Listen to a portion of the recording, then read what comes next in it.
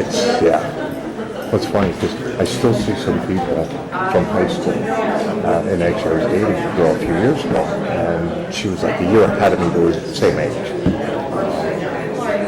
That's what she talked about. It's all these people from high school, and this thing, I'm like, I could care less. I don't me one.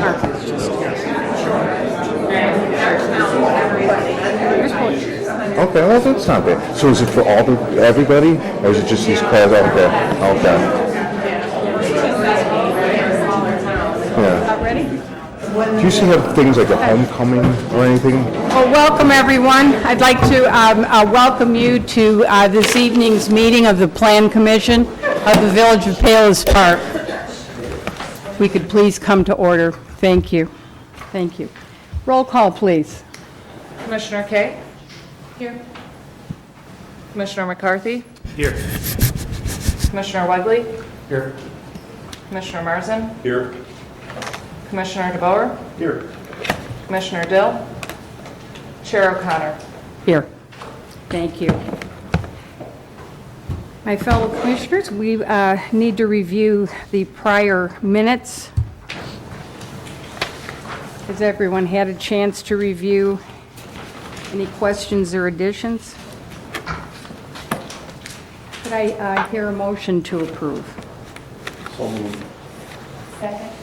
Thank you. Roll call, please. Commissioner Kay? Yes. Commissioner McCarthy? Yes. Commissioner Wegley? Yes. Commissioner Marzen? Yes. Commissioner DeBoer? Yes. Chair O'Connor? Yes. All right.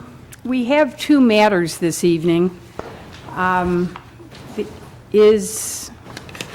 I know the folks from on the WOOS project is here.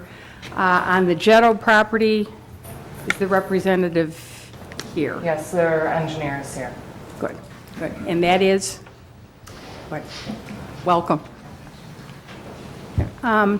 I think in the interests of time and out of courtesy to the Jettos, we would like to reorder the agenda this evening. Hear that matter first, and then I hear the WOOS House second. Do I hear a motion? I'll make a motion to reorder the agenda PC 2019-03 to be moved forward. All right. Do I hear a second? I second. Thank you. Roll call, please.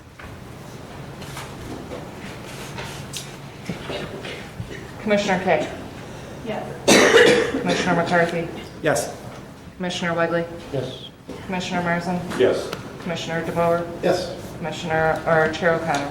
Yes. All right. Motion passes. Okay. We are going to take up the second matter, which is now first, PC 2019-03.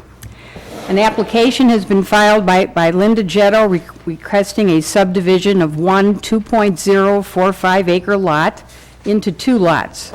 One 1 acre vacant lot and one 1.045 acre lot with an existing residence and garage, and requesting a 3.29-foot variance of the required 150-foot lot width at the required 100-foot building setback line on the property commonly known as 12516 South 91st Avenue in Palos Park, and legally described as follows. And we have a long legal description, which I'm not going to enter into the record. If we could start with, Lauren, if you could discuss this and give us the village's recommendation. Yes, this lot is located at the northwest corner of the intersection of South 91st Avenue and 126th Street, West 126th Street, and to create a new buildable lot, a minimum lot width of 150 feet must be provided at the required building setback, which in this case is 100 feet from West 126th Street. The lot does have over 2 acres inside, in lot area. So 2 1-acre lots can be created, but there is insufficient lot width to meet the 150-foot required lot width. As such, the zoning ordinance does provide the ability for the Planning Commission to consider a variance of lot width, and the applicant is requesting approval of a 3.29-foot lot width variance for the new proposed vacant lot. The proposed lot for the existing house will have exactly 150 feet of lot width. And it should be noted that the existing home is non-conforming with respect to the existing corner side yard setback from South 91st Avenue. The house is only 47.3 feet and the required setback is 50 feet, but because the proposed subdivision does not affect that setback, no variance is required for that setback. Further, the lot should be buildable if they were to tear down the existing house. Even with that, the new house would be required to conform to the required 50-foot setback. With that, I'm going to ask Mark Landstrom to step up to the podium and further explain their request and the basis for the variance. Good evening, I'm Mark Landstrom from Landmark Engineering, representing Ms. Zetto. And Lauren did a pretty good job of summarizing. We've got a lot that 2 acres, it just isn't wide enough to get 2 150-footers on there. So what I did is I held the corner, came over 150 feet, gave the balance to that lot, and then I pivoting out that, I swung that line till it was 25 feet off the garage. So I had plenty of room between it and the garage, and it happens to fit for exactly 1 acre that way. So that's how I created those 2 lots. The corner lot is okay, but because we had what's left on the west lot, we didn't have the 150 feet. And you'll notice that the front of the lot is 148 and change, and the request is for a little bit more than that. That's because of that line that I swung away from the garage. So it's a little bit narrower at the 100-foot building line. Okay. All right. I think we should convene the public part of the meeting, the public hearing, because we will take comments from the audience if there are any.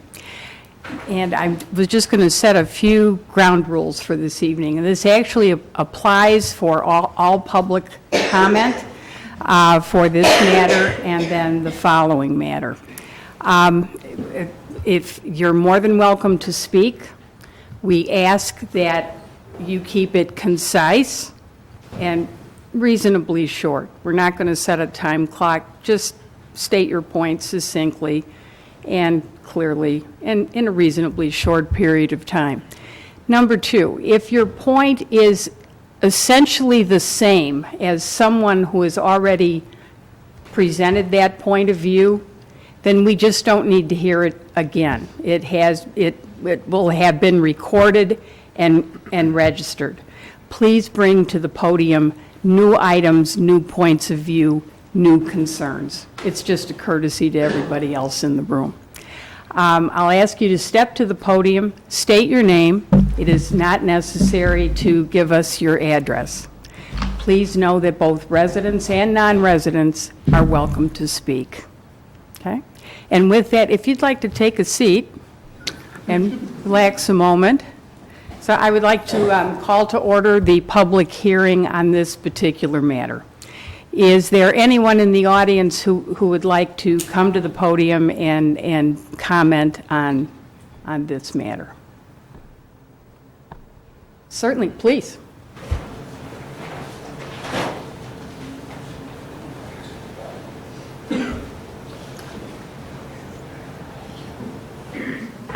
If you would like to get in line as well, it could keep the hearing moving. Please come to the podium and make a line at the podium so we can keep the comments going quickly. Okay, Miriam Hanson at 12512 South 90th Avenue, Hills Park. I do not want that property subdivided. Based on its age and history, There's never been a for sale sign on that property to be sold.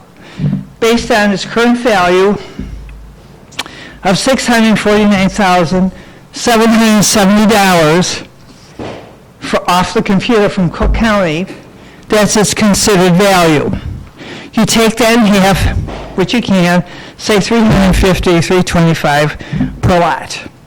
Based on its existence, and the home has deteriorated and has not been used, as well as the blocks, the areas around it, I believe that it would not be in a positive position for Payless Park to have that divided and have that property stay there unbuilt upon and just vegetating as the whole piece had been done all these years. The capital gain for Mrs. Jetto would be $312,270, or unless she put a higher price on for sale. And that would be to her benefit because from what I can determine, over the past 4 years, 4 to 5 years, she has spent $72,000 in taxes. And out of that, you take that off of $312,000. I still think it should be offered as one solid piece based on its neglect and its history out here. It was built in 1907, I think it is, 1907, and it was an established residence by a physician who worked at Mount Sinai Hospital that had kept it in immaculate condition, as well as a house and a garage. A storm came along 4 or 5 years ago, wrecked the garage, and it remained that way. So the intention of the owner is not to have it maintained based on that, or lack of funds to do so. Once again, that's my position, and I 100% object that be divided. On a side note, it's the same size as my property at 12512 and 12516. So if anybody has a question on how it would look if it was maintained, please feel free to drive by my home, which at one time was as equally as nice as Dr. Eisen's, or Mrs. Parker, who's currently passing away of old age, who was owned by Snyder Ketchup, and Mr. Leshy, who owned, or Dr. Lerner, who was an equal-sized piece of property on 125th Street and 89th Avenue. That had been well kept until the man was quite ill, and then Dr. Lane had to sell his property. So that is my intention of being here. Very much, I Thank you. appreciate that. Thank you. Anyone else on this particular matter? Certainly. I guess I have questions more than Please Wait. come to the mic. Yep, come to the mic, because of we course. are recording. and My name is Jill broadcasting. Benz. My parents live across the street from this particular property, and I thank Mary very much for her research and finding out all sorts of things. But my question is, what is to be done with this property? Because it has been abandoned for some time. It's derelict as far as I can tell. Are there planning to be 2 homes built on this property? The Jetto family, I believe, has owned it for some time and has done nothing with it. I'd like to know what the plans are for this property if it is sold and divided. And why the Village of Payless Park is even considering something that has been on the books for a long time is not right. Lauren, are you aware of have any applications been filed to develop these 2 pieces of property? No, there's no application that's been filed. The applicant could maintain the home on the 1 lot and renovate it, and it could be reoccupied. It could be torn down and redeveloped, and the new lot could be developed with a new single-family home. I would leave it to the applicant's representative to state what the owner's intentions are. I mean, we have spoken with her under a separate matter. She's indicated what her possible intentions are, but I think it would be better for the applicant's representative to answer. And could you hold that thought then? And our sort of order this evening is after the village has discussed a development, after the representative has made comments, we then open the public meeting We'll listen to comments.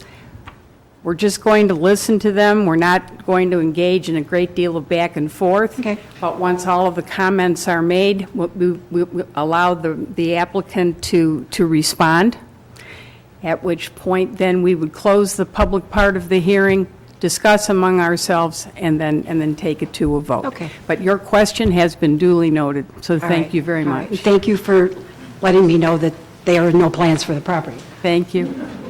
Yes, ma'am. Hi, Nancy Woodkey, 9105 West 126. Our property is right south of 126, so when you pull out our driveway, you would see the new lot. And we've lived in our house for 21 years. That house has been vacant for 21 years. 21 years, no one in that house. So all of a sudden, they want to subdivide? It seems very strange. It also, I just think you guys should all notice all the trees on that property in the back. There's a lot of trees on there. So 3 feet, yep, you guys can go ahead and create the variance, and there's not much that we can do, but I just think it's very odd for 21 years of a vacant house, and all of a sudden, subdivision. Thank Thank you you. very much. Anyone else? Okay. Sir, can you respond to those questions and concerns? I too have asked Mrs. Jetto what her intention was, whether she going to build, sell it to a builder, knock them both down and sell to 1 or 2 builders. She's indicated that she has no sense of direction at this point. She wants to see if we can get it into 2 lots. She knows she has to put a new roof at least on the existing home, probably way more than that. But other than that, she's really taking one step at a time. If she obtains a subdivision, then she'll know what direction to go from there. But obviously, that's going to be a totally different direction if this is turned down. Okay. All right. Okay.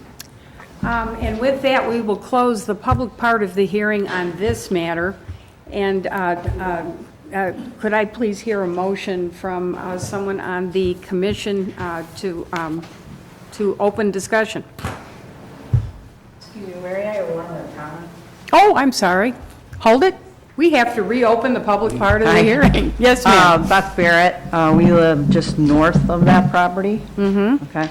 We were coming here today, we concur with all of the other comments, and my only addition is we were wondering if there was a survey or something that was available that would visually show us what she was trying to do as well. So, will that be available? We do have those documents. Ma'am?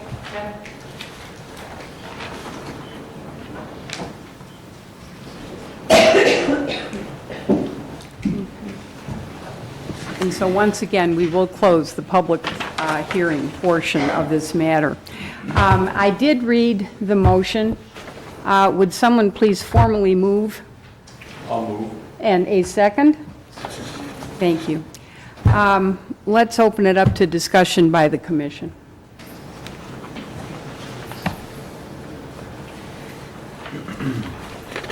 Well, I know the house and property. At one time, when Dr. Eisman owned it, it was magnificent. And his wife, I think, was a gardener. And the whole piece of property was beautiful. We, as a kid, we used to ride our bikes by it and think that's the house we'd like to live in someday. So it's very sad to see this house in disrepair. But I'm not opposed to subdividing. I think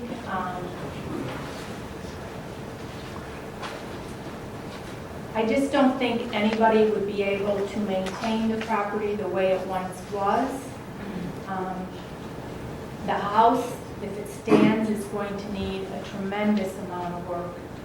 And, you know, because there is enough for an acre, I think she has a right to subdivide this property. But not without a variance. Oh, right, and it's a very small variance. But it is a variance. That's Right, why yes, we're here. okay, yeah, she needs the variance, I agree. Anyone else? I'm new enough at this council to not know whether or not, I mean, obviously I know the council can either approve it or reject it, I know that. But I don't know whether we, without rejecting it, whether we can go back to the owner and say, what do you plan to do? As a general rule, I'm not opposed to subdividing either. I don't think that's, I'm not opposed to subdividing. But I do think the comments are fair in that we've all, I mean, I live right down the street from this property. I think the comments are fair in that what we've seen in terms of care of that property for the last 20 plus years is not encouraging. So I would feel much better personally in approving a variance and therefore the subdivision if I knew what the plans were. I don't know that as commissioners we have the right to make that as a requirement. We can always say no until they come up with a plan. So I guess in some respects I agree, I guess in all respects I agree with the comments except to the point I don't go as far as to say I don't think we should approve the subdivision, but I do think it's fair that we should ask the question, well, what are your plans? That's just my thought. Anyone else? I concur with Phil and Julie. I mean, it is a beautiful historic addition to Palos Park, of which little by little, I think Palos Park loses some of that every day. Now, on the other hand, it is in fact her property. She has the ability to do with it as she sees fit. But at this point, we don't know or have any idea of what she chooses to do. It's not the board's position to see to it that she does have a plan. It's our position to grant her wishes. But I'd feel more comfortable if there's a reason why she wants to subdivide it, what the reason is. Any other comments? Well, I feel comfortable subdividing it when I see that the neighboring properties are all 1 acre. They're very similar when I look at my aerial map. It's not inconsistent with the neighborhood. And having a variance to the 2.8 feet is not a concern for me personally. As far as the use of the land, I mean, people could tell me something today and then tomorrow it's all different, changes. So to me, it's irrelevant. Our duty is just to decide whether or not we can divide it based on the current code, which is a 1 acre minimum. Mm-hmm.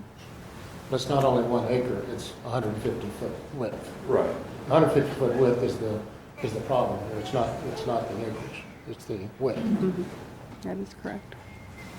Correct? Right. That is one of the conditions, yes. My feeling on it is, Palos Park has never held a hammer over property owners' head on the condition of their property, and there's always been a great deal of conversation on that. Some villages, they're all over everybody. We're not. I think the village would have a better chance in the long run of having, if the property is subdivided, someone can come and develop the 1 acre, and then someone perhaps would have the funds to be able to purchase 1 acre plus rehabilitate the property. I know if down the road that is demolished, I certainly hope they will give us photographs that we can keep for historical purposes. It truly was a gorgeous property. There's absolutely no doubt about that. I don't have a problem with this subdivision. I think we'll get closer to what the commission is trying to accomplish if we go ahead with the subdivision.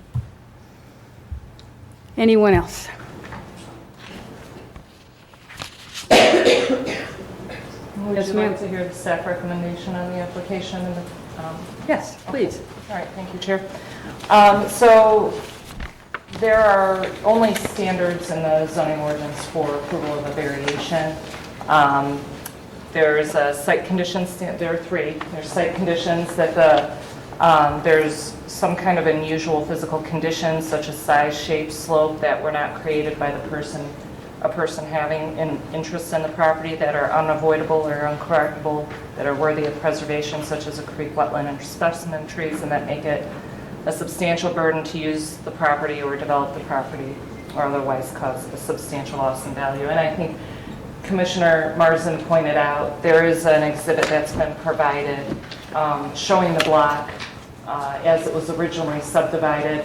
For some reason, this individual lot, all the other lots were subdivided to be equivalent in width, and they're all just less than 150 feet in width. And so, except for one of them. And so it seems odd that this particular lot was not also subdivided. So again, it is consistent with the surrounding area if this lot were to be subdivided. And that is also consistent with the other standards for approval of a variance, that the variation would not, would result in an attractive development plan that would conform to code and would be suitable for the surrounding area, and that it would retain the essential characters, scale, intensity, and open space of the area. And with affirmative findings, and those were, the staff is recommending approval of the application. Thank you. And just one point, just because I always have to keep reminding myself of the same thing. Plan Commission simply recommends to the council. They have final authority in the matter. All right. With any additional comments, are we ready for a vote? All right. Roll call, please. Well, we did have a motion. And the motion is to approve. The motion is to approve. Do I hear a second? Second. Thank you. Roll call, please. Commissioner Kay, Yes. Commissioner McCarthy, Yes. Commissioner Wegley, Yes. Commissioner Marsden, Yes. Commissioner DeBoer, Yes. Chair O'Connor. Yes.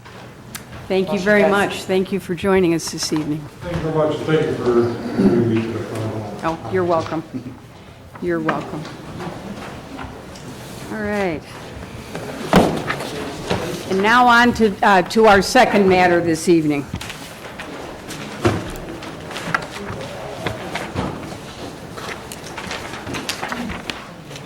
All right, we will be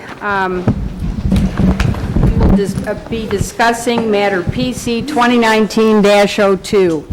An application has been filed by Wu and Tran Palos Park LLC requesting approval of a commercial plan development in the B1 Limited Retail Business District pursuant to Chapter 1274.05 with site development allowances from the required 15-foot parking setback from the north property line where 6 feet 7 1/2 inches is proposed per sections 1282.09E and 1461.01, and the required 15-foot setback for an accessory structure, which is a garbage dumpster, from the north property line where 6 feet 7 1/2 inches is proposed pursuant to section 1286.06B5.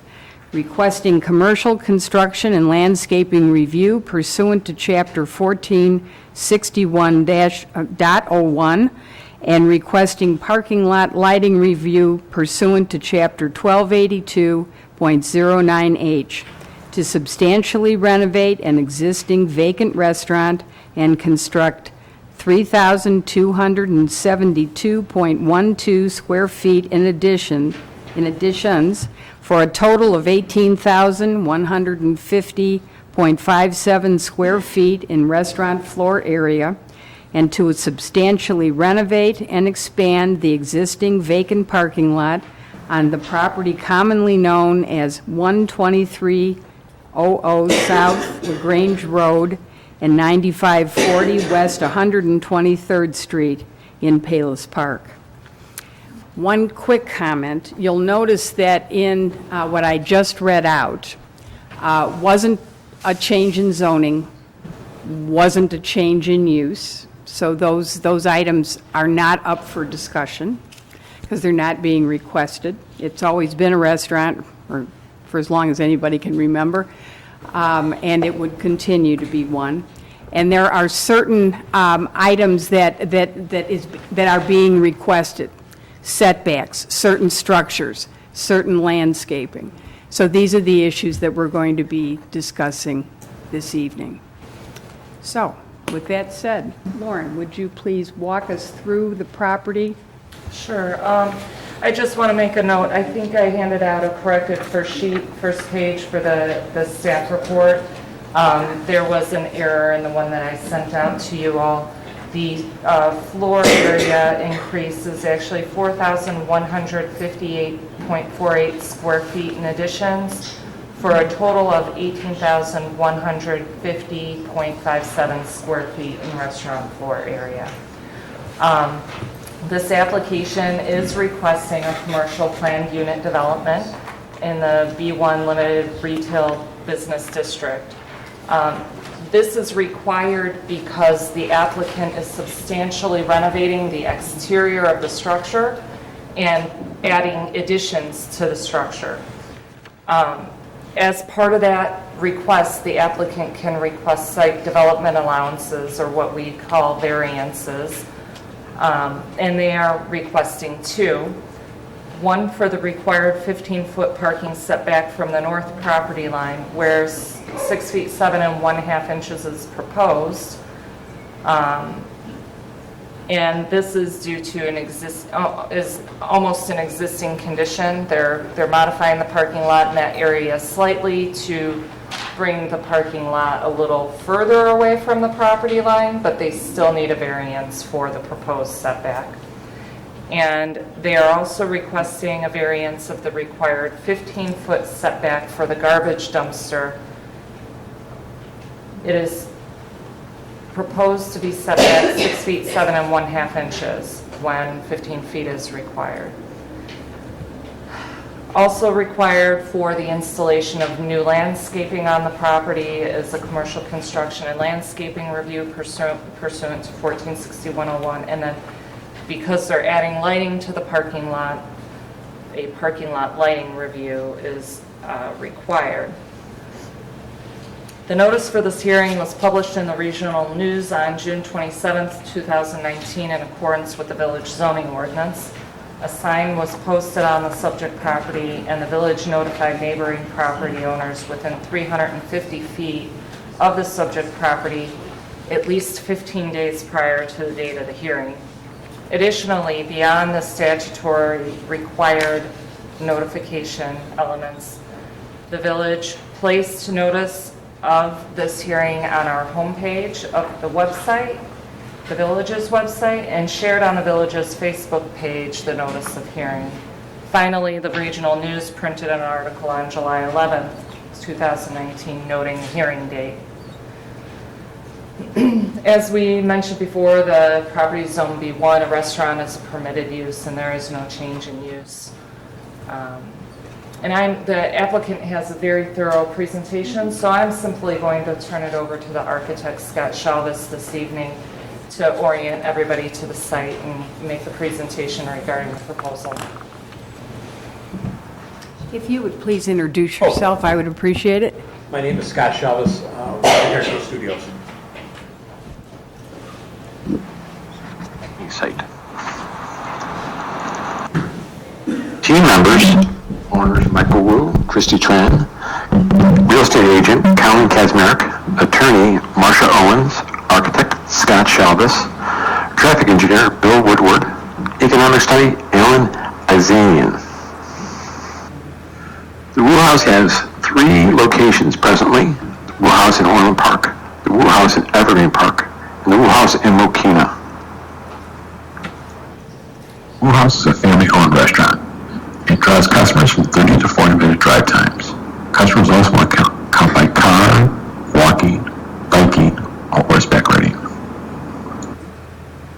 Wheelhouse offers hibachi grill, tempura entrees, teriyaki entrees, Chinese dinner entrees, and Thai. Wheelhouse offers a variety of dining experiences, from family dining and celebrations and quiet dining, a bar to stop for a drink after work, and a sushi bar. An outdoor dining space to enjoy the surrounding area.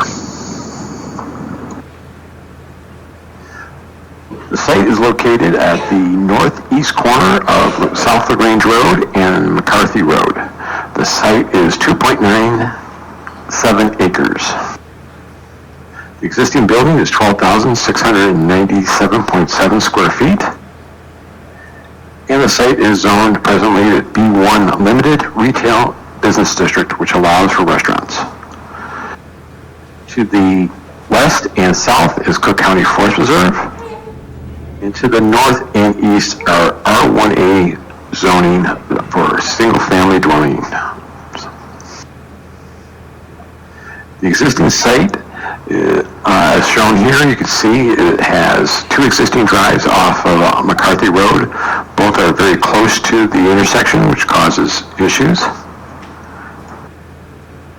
And the existing parking lot has no landscape islands and is a sea of asphalt. On the initial design, we proposed eliminating the furthest west driveway and adding more additional landscaping in front of the building. We also added additional landscape islands and added grasscrete around the water tower. We've added a stone fence along LaGrange Road, screening the rear of the building and the refuge enclosure. We've added a dining room to the northeast side of the building and added offices and restrooms to the southeast. And we've added 1,865 square feet of outside dining.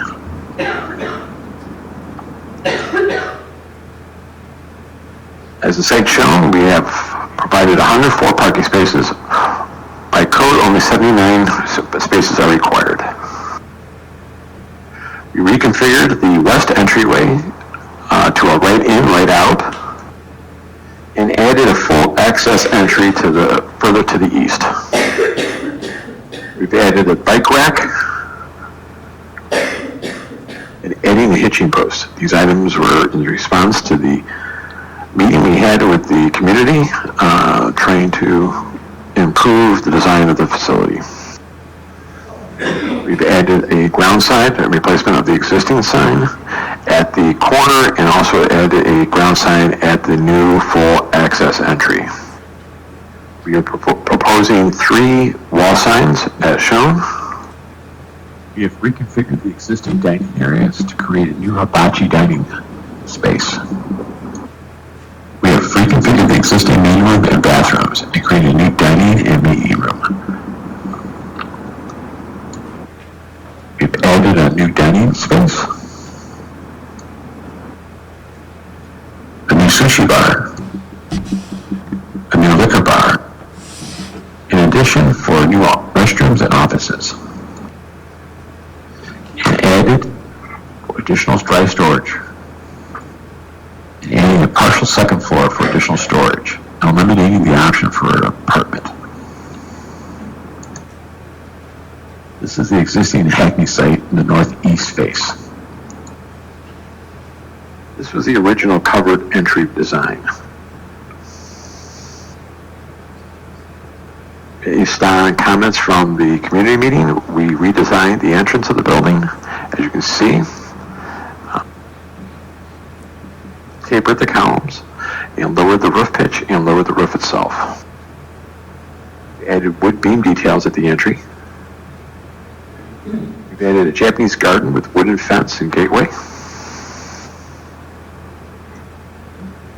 We added more wood details to the outside dining pergola. This is the existing northwest of Hackney's. Existing northeast face. This is the proposed original design for the northeast face. This is the proposed final proposal based on, again, comments from the village meeting. We've lowered the roofs, we've added more wood details, and added wood awnings, removing the cloth awnings. This is the proposed rendering of the outside dining area with stamped and stained concrete floors, wood pergola, and wooden privacy fence. Here are the building elevations showing proposed natural stone veneer on all four sides, lowering the roof heights and roof pitches, adding the wood elements on all sides of the building. As you can see, we have incorporated so that the finishes are on all four sides of the building, and you're looking at a 360-degree architecture. The natural stone, bluestone panels, which will be on the base of the building, is a bluestone, and they are what they call a panel cut, which is a cut stone pattern. It is still a natural stone. We have the Fond du Lac rustic ledgestone, which will be above the wainscot. You're showing here the window frames as being black, the metal coping as a charcoal color, the Grandmaster Gatehouse slate, which is a 50-year composite asphalt roofing, and the wood color for the both the pergola and the details around the entryway. Here's the overall showing all the materials together for the exterior of the building. This is the proposed landscape plan. Here are some samplings of the trees and landscaping that we proposed. We are seeing the autumn brilliant serviceberry, the swamp white oak, the thornless skyline honey locust, and the white pine for trees, as well as the dwarf Korean lilac, the feather reed grass, the golden moss stonecrop, cairns, azaleas, nine bark, and prairie crop seeds. These are just some of the plants that are being proposed. Here is the landscape plan that shows adding the landscape islands, the grasscrete around the water tower, and adding the hedge lines along to screen the parking lot from both the 123rd or McCarthy Road, as well as from the north. The proposed Japanese garden, as you see with the new Japanese gateway and fence. The stone path through the garden, which will lead to stone benches that you can sit and enjoy the Japanese garden, as well as the dry riverbed and a wooden bridge. This is the volumetric plan, which shows we're in compliance with the village codes. Our light fixtures are decorative and are maximum height of 12 feet. These are the fixture cuts.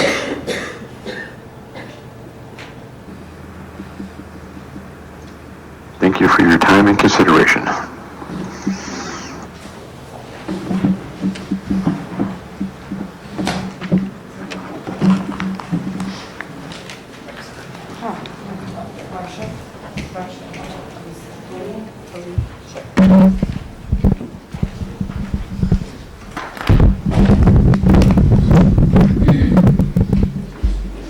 And if you'd please introduce yourself.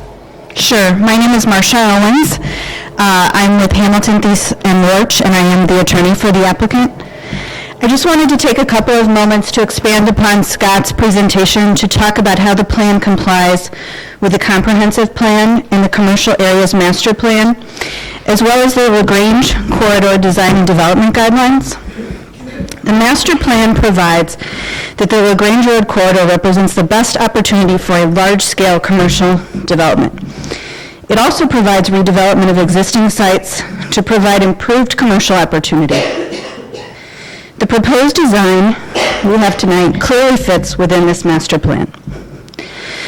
It is the redevelopment of an existing commercial building that is now vacant, and it provides for expansion to accommodate additional customers, as well as meeting space that I understand is something that was cherished at the Hackney's restaurant.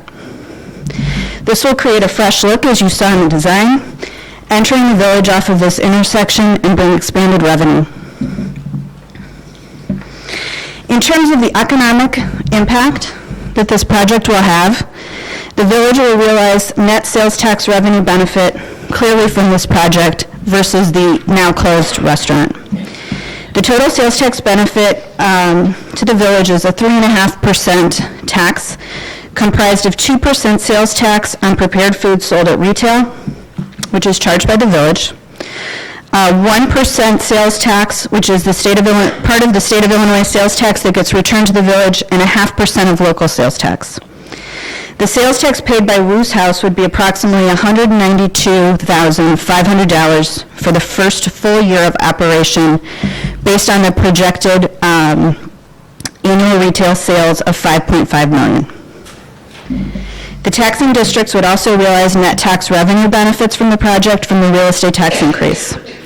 Comparing the new restaurant to Hackney's, a minimum 10% increase, or approximately $10,600, is expected in the first year. This is without any increased assessment based on the renovation or the expansion of the improvements, which undoubtedly will probably add additional real estate taxes. The recipient of the greatest amount of the new tax revenue would be the Palos School District 118. And this would be truly a benefit to the school district, as the restaurant will not be generating any additional public school children to be educated, and also does not generate any other village services that would take away from that additional real estate tax.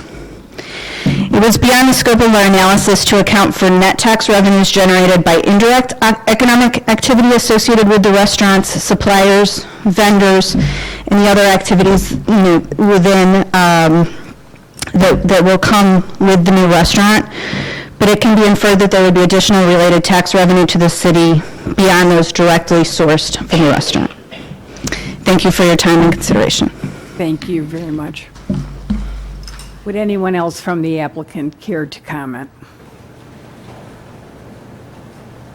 All right, with that said, I'd like to open up the public hearing for public comment on this project.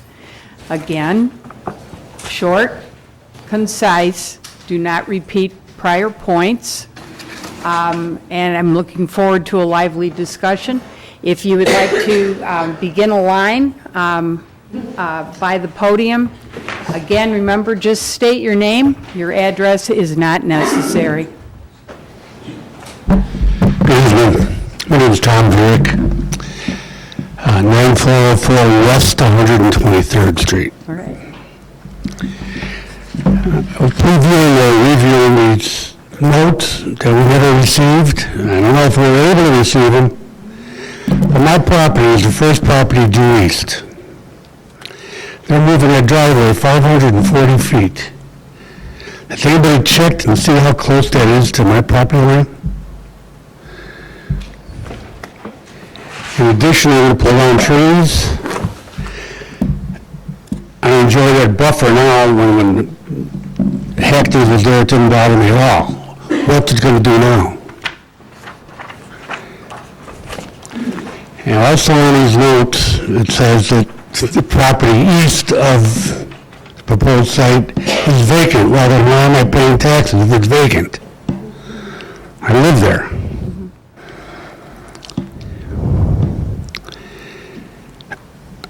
I can't tell you how much I object to this driveway being moved over 540 feet. And that is your principal objection? Well, not only that, okay, there's two lots. My property is two lots. I have two tax bills. I never intend on selling it. Okay. What if I did? what if I did intend to sell it, or the next owner wants to sell it, that decreases the property values immensely. Because instead of having a Paris Park type lot, you look out your back door and you see a commercial venture. And isn't that the big thing we're all talking about? The ambience of Paris Park? That's why we moved there.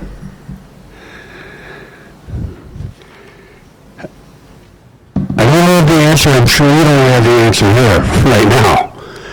But I really would want further conversation on this. Thank you. I'll leave you my phone number. I'm home. I don't work. I used to. Let's get that straight.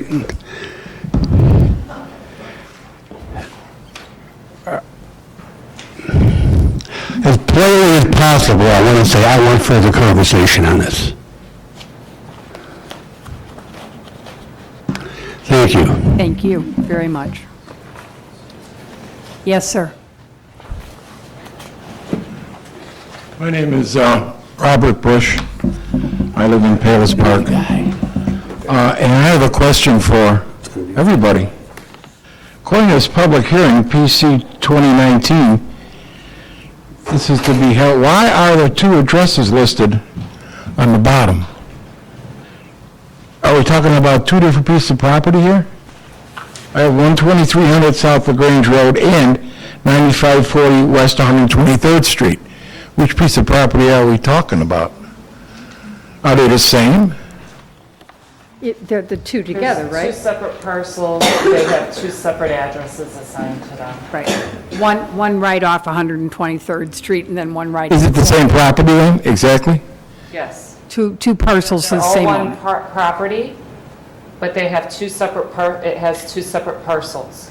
And this meeting tonight is, Their own addresses. this meeting tonight is to discuss which piece of property? Both of them. Both of them. Both of them. It's all on those two parcels. In one hearing? Yes. Thank you. Thank you.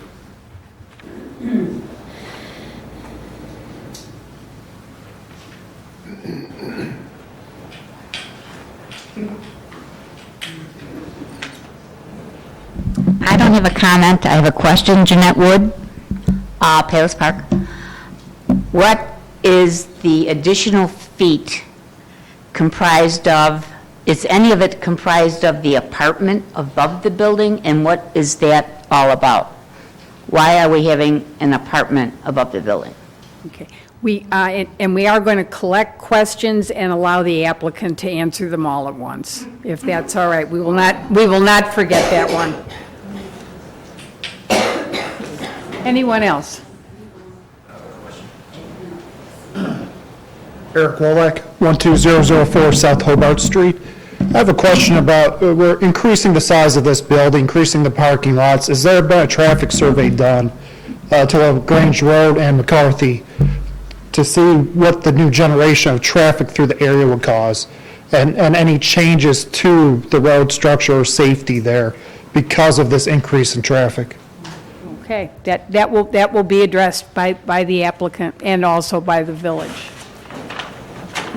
Anyone else? Yes, sir. Hey, how are you?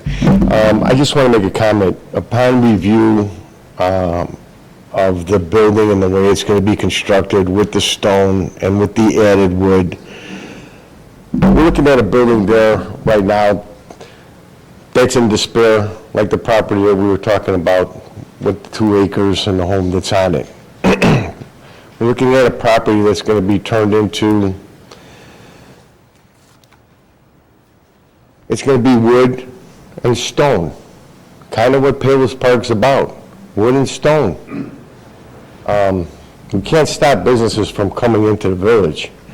And the way I see the building, it's going to be a beautiful building. I'm in the business. I see wood and stone, that's Palos Park to me. As far as the rest of it goes, I'm concerned about that gentleman's driveway. Hopefully that issue will get straightened out. I wouldn't want the driveway near my property. But other than that, I think it's a beautiful building. That's it. Well, thank you very much for your comment. Yes, sir. Hi, Wayne Hanson, Palos Park. I'd like to go on his end of it and say that the building, I've been at all their other restaurants. They're fantastic. They're well-maintained. The food is great. I looked at the negative publicity in the newspaper, because we live here, and it's all negative, there's a group formed against them. I find that kind of like, that's hard to believe. But I understand, I can go with that one. But there are no outside parties at his restaurants. There is no loud noise. There's none of this. And I think that it's when you get somebody that wants to build $5 million plus into your community and give you these tax revenues, I think that's a positive thing, not a negative thing. And I understand the one gentleman, he has concerns. If I live that close too, I'd have a concern too. And maybe that could be all worked out, But, there's always things that, you don't look at. What else can go there besides a $5 million restaurant that will provide you tax money? There's other things that come there that may not be so productive. And when it comes down to voting on it, there may not be a choice. So I know, I'm on the side. I ate the restaurant, so if I think Hackney's, was great for a long time. I've ate there a couple of times and their food really went downhill. And I think this would be a good thing because I go down the street, I live like about a mile and a half away, and it'd be a great thing for me. And we'd spend our time there. So I think it's a good move. And I hope that, all the other concerns from all the people get worked out. I'm a Palos Park guy, so I'm with it, and I understand everybody's concerned, because I know if it was next to my house, I'd have concerns too, but I think there's other stories that we all know about, and it ain't always what you want it to be. That's it. Thanks for your consideration. Thank you very much.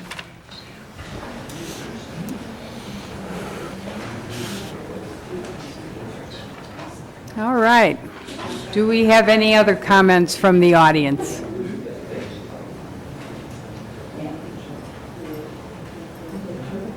All right, with that, yes, sir. I'm not going to make. No, We need you to, sir, you have we're to. we're recording this. You have to. Okay, sorry. And normally, we don't do seconds, but we understand that you're an adjacent property owner, so you're an exception. Under Robert's rules, you can't talk about the same thing twice. So I'm going to talk about something else here. The sign on the property says it's going to be residential. No literature received says anything about residential here. The question is, how big is this thing going to be? How big are, they're going to have residential apartments up top. How many? How big? How many bedrooms? And do they plan on, forgive me, do they plan on registering for Section 8? We will answer that question. Thank you. All right. At this point, if I don't have any other comments from the floor, I would appreciate the applicant addressing, what I wrote down was the location of the driveway. Okay, the driveway is not shifting at 500 feet, it's shifting at 250 feet. That way, so we're getting out of basically the traffic flow, or basically the setback from the street, from the intersection, so we're not basically interfering with cars turning. In regards to the vacant lot, there is a vacant lot. The property has one pen, has a 1 acre residential. They also, Hackney site also has a 1 acre site that's to the west. The furthest east part of that property is a 1 acre lot that's residential zoned. And between that and your property, there's the Fitzgerald's owns a 50-foot strip as well. Right. But in regards to the driveway, we're only moving to 250 feet, not 500 feet. And that's a little bit past, if you want to kind of get an idea, if you look at the water tower, we're just going to be just to the east of the water, a little bit east of the water tower for that driveway. And that's more for IDOT standards, so that if you had the one drive, we're proposing a new drive because we heard the comments in the last meeting that they were concerned about the driveway being so close to the intersection. IDOT has standards, so we're trying to basically maintain that standard. Now, we are talking to staff regarding the tree buffers, and we're looking at maybe options of re-looking at some of the parking spaces so that we can keep some of the existing trees, so that we're not going to lose as much of those trees along 123rd McCarthy. Now, in regards to the apartments, we actually based on our last meeting, we eliminated that option. We are putting a second floor on, but only a partial second floor, about 1,000 square feet. I think it's actually 890-some square feet, and that's just going to be for storage. There will be no apartments in the building.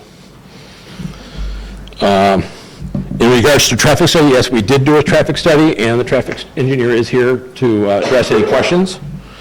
And if there's any other, I'm not sure if there's any other. Those were the points that I heard. I do need to close the public part of the hearing, and then if you would stay Yes. there so that the commissioners can ask you questions. So I will open to the commission. Any questions for the applicant? I want to just make a quick comment, just a matter of understanding, which I think is pretty much what you just said.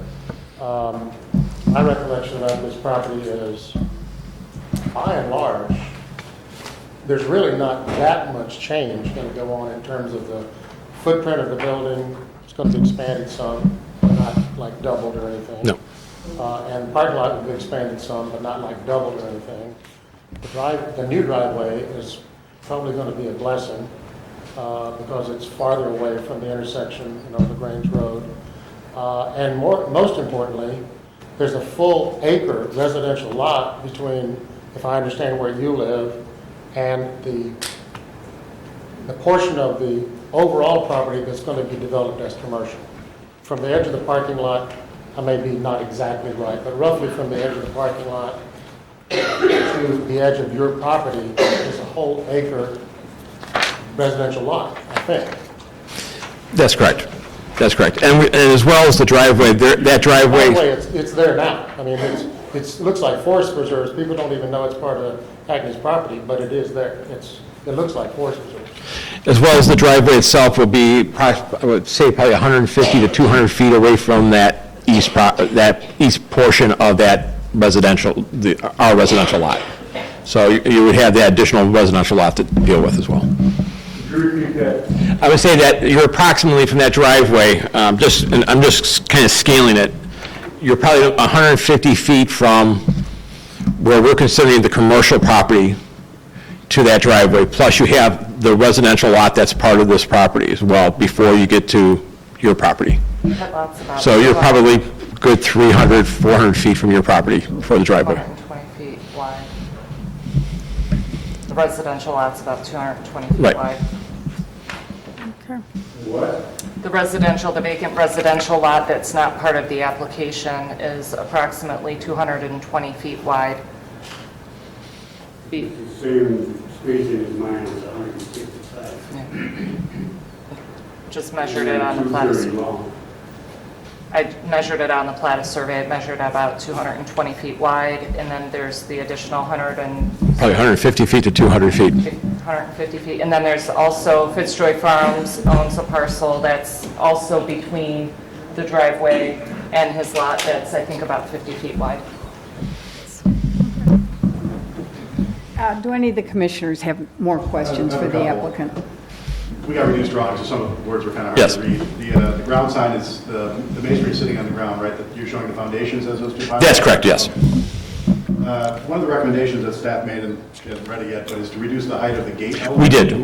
So what is shown in your renderings? The original, if you look at there was one rendering that shows I think just the sign that shows it 13 feet.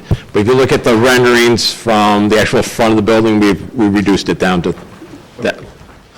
A number of the drawings indicate that the building's precast. I assume No, it's not precast. It's basically, there's discussion about stone panels, and that's actually the blue stone. Okay, that's fine. I just wanted to make sure. No, there's no precast. It's all natural stone. One of the variances you're requesting is for the trash enclosure. That's correct. There seems to be plenty of room on the site to locate it elsewhere. Could you explain why it's... Well, right now, it's kind of, the trash is actually located in that area right now. and we didn't really want to move it more towards the residential district, and it's kind of the dead corner. You're really not going to get any parking, very little parking back there, so that was kind of the one location. If we try to pull it further to the south, it's going to be more of a maneuvering issue for the trucks, so. You mentioned beneath the water tower, you were putting...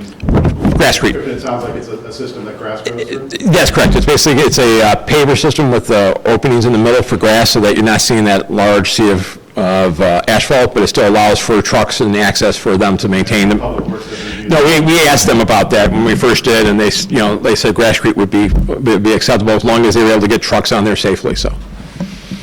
I have one about the wall signs. Yes. Why do you need 3? We were looking at the one that's basically at the intersection, then we're looking one for the south and one from basically people coming from the north. But you're going to have a ground sign at the intersection. Yes. And looking at the wall sign, and I went and visited the restaurant in Mokina Yep. and in Orland, they don't have 3 wall signs, and I don't think the wall signs are in keeping with the character of Payless Park. I think your ground signs are fine, but I just don't see putting those signs on that building. I would have to speak with the owner on that. I mean, maybe we could lose one of the ground, or one of the wall signs, but I think that the ones on the front of the building, or at the main entry, or I should say at the intersection would be important to them as well. Because the ground sign, the height's limited and people have seen it from a distance, so. May I add? The signs do all conform with the requirements of the zoning ordinance, as well as the recommendations of the commercial, the LaGrange Road Design Guidelines, which ask for signage to, wall signage to have channel lit letters, which this sign does, and to be internally illuminated. So just to point that out, that it is in conformance. I will add that staff noted that originally they didn't have a sign proposed facing LaGrange Road. The review of the signage, and I discovered that you're not really going to be able to see the ground sign at the corner until you're right up on it. And so there's nothing identifying what the building is for as people travel southbound on LaGrange Road. So I suggested that they put a sign there. So that was staff's suggestion. Maybe a different design.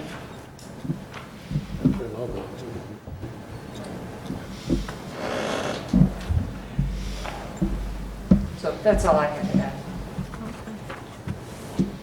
Other questions? I just have one, I read precast, and I know what precast is, so now I found out it's not precast. So is it just block construction with this? Basically, we're in certain parts of the building right now. You can see if you go to Hackney's right now, the one addition is actually exposed CMU. So I believe that you may have seen it on with the civil drawings, or was it on? It was on the footprint of the civil drawings. It was on the footprint. So that's the existing building. So that he did not, he is not showing the proposed building. He's basically marking off what's existing there now. So whatever's. Which also is not precast. Right, it's probably a CMU or concrete material, so. I have a question about the storage area Yes. above. Yes. Why do you need a bathroom up there if it's storage? Well, we can eliminate that. I mean, that's one option to eliminate it, but, for just if somebody's working up there, that they're not having to run down to the restaurant below. We don't have a full bath, it's just a simple bathroom, restroom. How many square feet did you say? It's like 896 square feet, or 897 square feet. So you're under the handicap. That's correct, that's correct. Handicap roof, meaning no elevators required. Right. That size. 1,000 square feet. 1,000 square feet would be the cutoff. I only have one sort of question, observation, and maybe this is foolish, I don't know. Why the bluestone? We were looking at an option for just to have it, not, we don't want one stone going all the way down. They wanted to basically break it off on the bottom. That's something that we were just looking at this and highlight that, that difference. We were looking at a couple different, ledge stones, but that doesn't look right when you have two different ledge stones together. So we thought that, the cut stone with like the blue stone would look nice. Well, one of the things I like about the current drawing, and you've made several beautiful modifications to it, which we're very grateful for that cooperation. To me, it has become now, I wish the business well, but if something happens and there's a new owner, it really has much more styling like Hill Country or, just purely stone, purely natural elements, which of course completely conforms with Palos Park until we get to the bluestone. And then I just kind of, that's the only thing I'm not crazy about, but design is up. That's just an observation that I have. All right. Any other questions for the applicant before we hear a motion? The only other concern I had was with the location of the driveways, if you think about access for larger trucks, delivery trucks, with the east entry now, it's a height 90, will delivery large, long delivery trucks be able to make it? I don't think they, let me ask, what kind of delivery trucks do you get? Are they semis or are they fixed semis? So we'll look at the turn radius, because we're relooking at the areas with the staff about the saving some trees, so. Sure. I know the fire department will be coming in, will be looking at, able to get their trucks. Right. Long trucks, so that'd be a concern. I think what you're proposing for the landscape is very, very nice. Thank you. That will be in addition to that corner. Thank you Okay, very thank you. much. Thank you. Lauren, could we hear the recommendation of the staff? Thank you. Staff is recommending approval of the proposed commercial plan development as it conforms with the comprehensive plan, which has designated the site for retail use. The LaGrange Road Corridor Plan specifically identifies the site as a gateway development site, which is defined as a prominent site that should be developed in a manner that establishes and displays Palos Park's character to passing motorists. Additionally, the LaGrange Road Corridor Plan specifically calls for parking lot landscaping improvements for this property to improve the appearance of the site. And further, a review of the plans, LaGrange Road Corridor Design and Improvement Guidelines finds the proposed plan in substantial conformance to the design recommendations. The proposed improvements to the existing structure modernize and improve the design of the building utilizing high-quality masonry and limestone materials with wood accents, which are materials used on public and other non-residential buildings elsewhere in the village. As specifically encouraged by the comprehensive plan, the application proposes an outdoor eating area that will provide views of the surrounding forest preserve and proposed tree preservation area to the east of the parking lot. In conformance with the LaGrange Road Corridor Plan and guidelines, the proposed parking lot improvements will introduce new landscape islands and landscaping to beautify the existing parking lot. Although the applicant has requested 2 site development allowances, staff finds the allowances to be reasonable and necessary given the existing conditions. And finally, the proposed building is attractively designed in conformance with the LaGrange Road Corridor Design and Improvement Guidelines and will fulfill the comprehensive plan's vision for the redevelopment of this critical site. Staff is recommending that there be some conditions for approval for this application. Certainly, any ordinance that is adopted by the village council will require conformance to the plans that are in your package this evening. In addition to those, the proposed plan shall be revised to provide a junior block intersection sign just east of the full access driveway. The construction plan shall provide irrigation for all landscape yards. The applicant shall work with staff to preserve as many existing specimen trees as possible, including modifying the perimeter of the proposed parking lot and reducing parking spaces if necessary. The height of the proposed pergola at the Japanese garden shall be reduced to 9 feet, which they've shown that in this evening's presentation. The applicant shall work with staff to modify the volume control structure located east of the easterly driveway entrance to minimize impacts on trees. And the applicant shall obtain IDOT approval for the proposed driveway modifications and shall be permitted to make minor revisions to the parking lot in response to IDOT comments if necessary.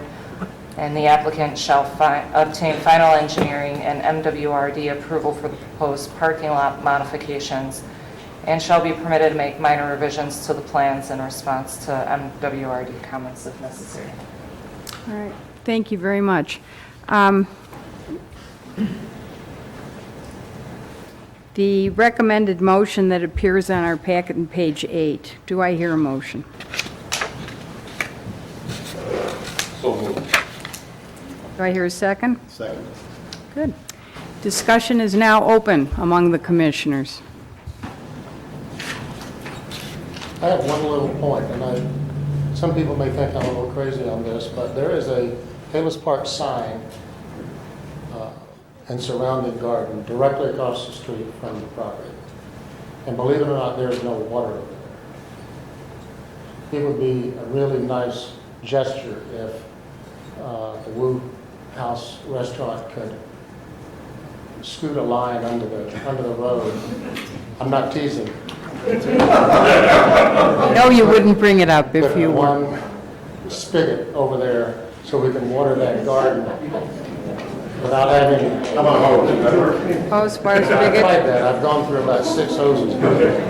Okay. Anyway, just a suggestion. All right. Not to be written into the record, just to say. It is now. You're in the record. You're in the record. Other comments from the commissioners? I have a comment. I'd just like to say thank you to the architect. The revisions are fantastic.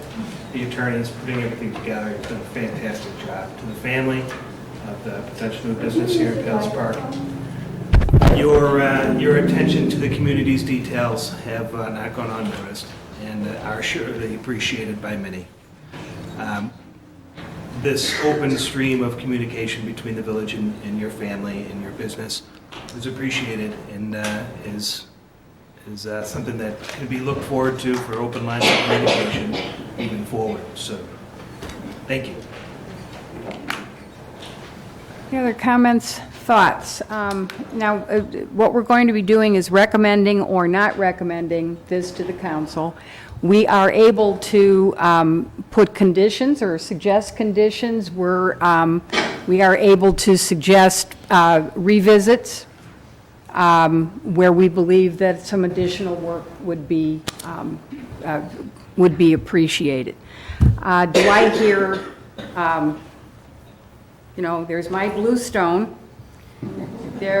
Go ahead. Okay, because we always are talking about the unique character of Palos Park, I'm going to say again, I don't think those wall signs fit. And I'd like to see some compromise. If we're so unique, we don't need the generic signs that are on all the other restaurants.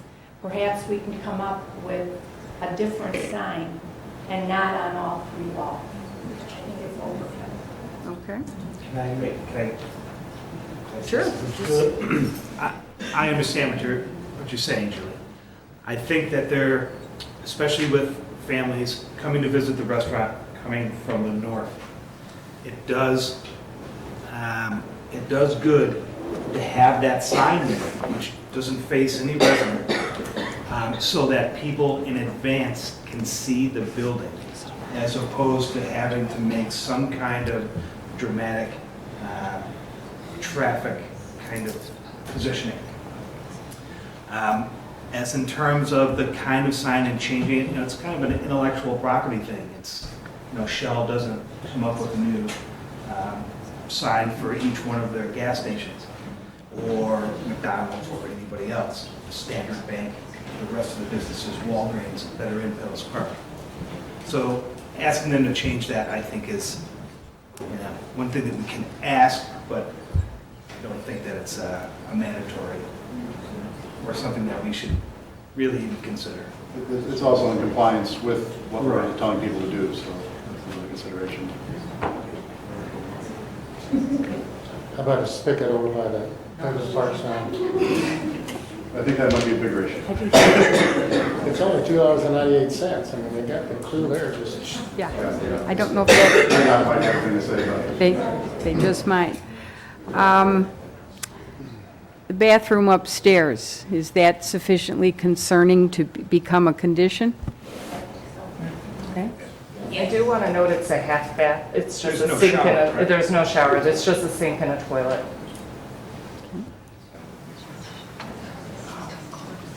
I don't understand, why would we care? I don't have a problem with the powder room or the toilet upstairs. So. Okay, all right. Concerning the issue of the driveway, voiced by our property owner. I think we heard that it was actually farther away than he initially thought, which gives me some comfort. It's a significant distance away with a number of, wooded lots in between. Mm-hmm. And from a traffic, there is a traffic reporting here, which we had the opportunity to read, and it is a recommendation of the traffic engineer that it be located there so that cars queuing up for the intersection are not blocking people trying to get in and out or blocking cars turning out of the bumper. Well, as one who can proudly say I spent years going to Hackney's, I always wondered if people would stop and let me make that left-hand turn. I think this configuration, I do believe, is an improvement for traffic flow, although I do appreciate the concern of the next-door neighbors, and we always take that very seriously. Any other comments, questions? Are we ready for a vote? We ready for a vote? All right. Roll call, please. Commissioner Kay. No. Commissioner McCarthy. Yes. Commissioner Wegley. Yes. Commissioner Marzin. Yes. Commissioner DeBoer. Yes. Chair O'Connor. Yes. Motion passes 5 yes, 1 no. Recommendation will be for approval to the mayor and council. Do you want to give a date? That mayor and council date will be, August 12th. oh, thank you, Rick, August 12th. All right. Is there any other business before the commission this evening? Any issues that anyone would like to bring up? Do we need to Certainly. And we are reopening for a comment This period. is just new business. All I want to know is, can I get a copy of these minutes? These minutes will not be, I don't care when they're ready. okay. Can I get a copy? Eventually, when they get approved, they'll be approved at the Plan Commission's next meeting, which we have not one scheduled at this time. And is there ever any objection to the minutes? Usually they're adopted at the following meeting. And What if somebody from the public objects to them? I've never had that occur before. I don't think that's part of. I don't see anybody taking minutes, that's what I'm getting. We're recording the meeting. Recording it. And then minutes will be taken from the recording of the meeting. Can I get a copy? Of the minutes? Absolutely. And the meeting recording will be placed on our YouTube site. So you can rewatch the meeting at your leisure. Okay. I don't see anyone else getting up for any other comment. With that, thank you, everybody, for joining us. One of the real strengths of Palos Park is the kind of interest that our citizens take. Do I hear a motion to adjourn? I do. Second. Roll call, please. All in favor, say aye. Aye. Thank you very much, everybody. Just so you know, I'm not a beefer or a complainer, but I'm the only one that feels. No, you're right next door. I understand. You've got concerns about. Have you seen the drawing?